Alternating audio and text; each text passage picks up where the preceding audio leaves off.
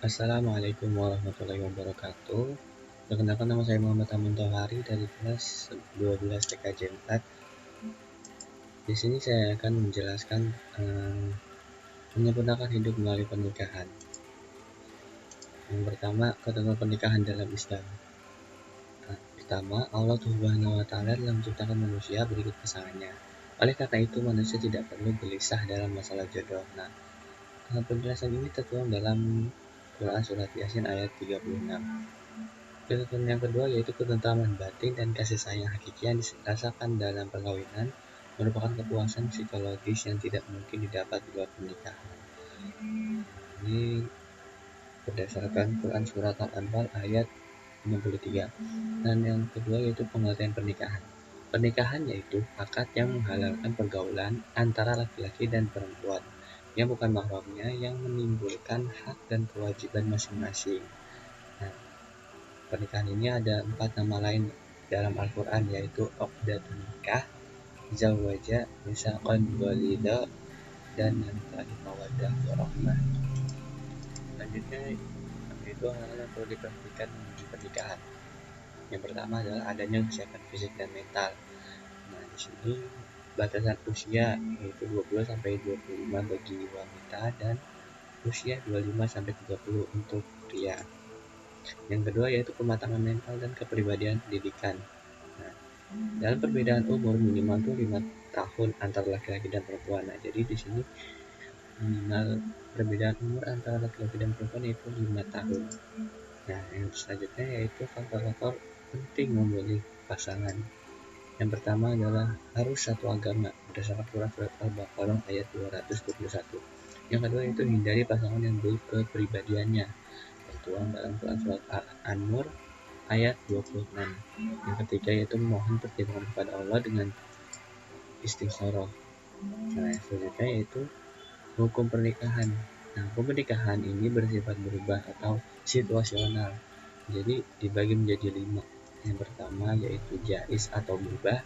Artinya bagi yang sudah memenuhi syarat ia berhak menikah. Jadi ini bebas. Siapapun yang sudah memenuhi syarat ia berhak menikah. Maka dihukum berubah. Yang kedua yaitu sunnah. Artinya siapa saja yang memenuhi syarat nikah namun tidak khawatir berbuat zina, ia disunahkan menikah. Di sini itu sunnah.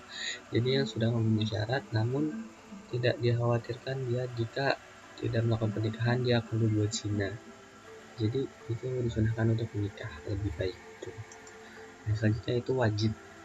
Wajib ini hukumnya digunakan bagi yang sudah memenuhi syarat karena dikhawatirkan terjadi perzinahan. Di sana banyak yang seperti pacaran gitu kan yang mengundang zina.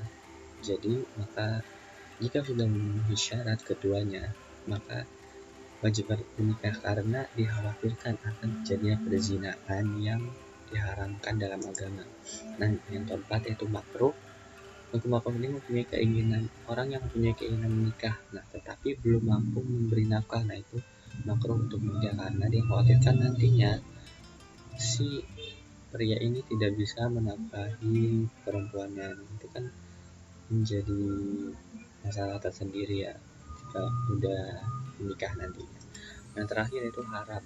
Haram ini dikenakan bagi siapa saja yang menikah namun mempunyai maksud buruk atau jahat, istilahnya kayak menikah untuk balas dendam, baik untuk pasangannya atau diri sendiri. Ini membahayakan. Jadi haram menikah untuk balas dendam atau semacam gitu. Yang selanjutnya adalah tujuan nikah. Yang pertama yaitu tercapainya ketentraman hati dan ketenangan pikiran. Dengan menikahlah kita memiliki hati yang tentram dan pikiran yang tenang, meskipun ya banyak juga sih pikiran-pikiran yang untuk dalam rumah tangga, tapi setidaknya lebih kayak ada yang menenteramkan hati gitu.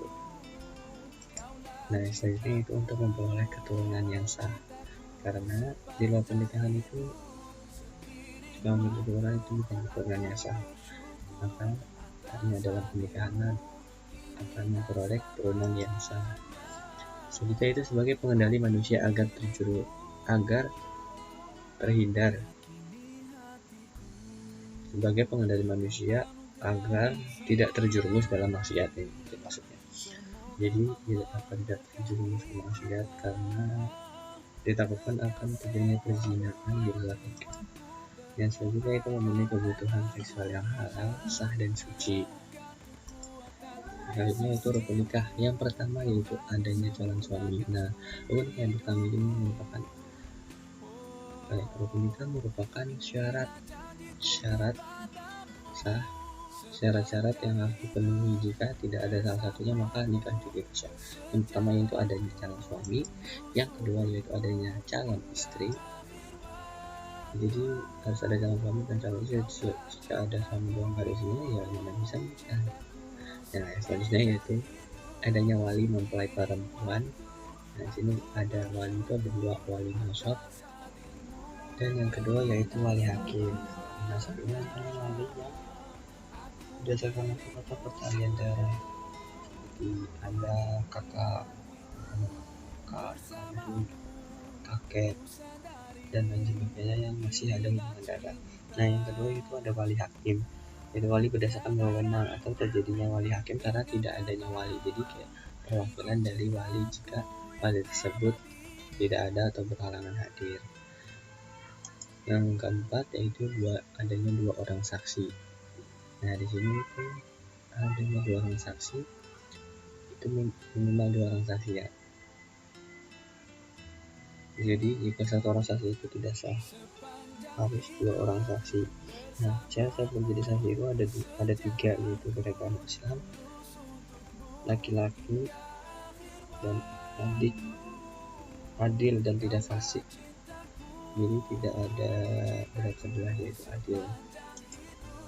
Nah, yang selanjutnya itu akad atau adanya ijab kabul. Nah, inilah yang menyebabkan sahnya pernikahan karena adanya ijab kabul yang mengikat antara calon suami dengan calon istri. Nah, sekian dan terima kasih. Mohon maaf bila ada kesalahan dalam penyampaian atau kata-kata yang kurang berkenan.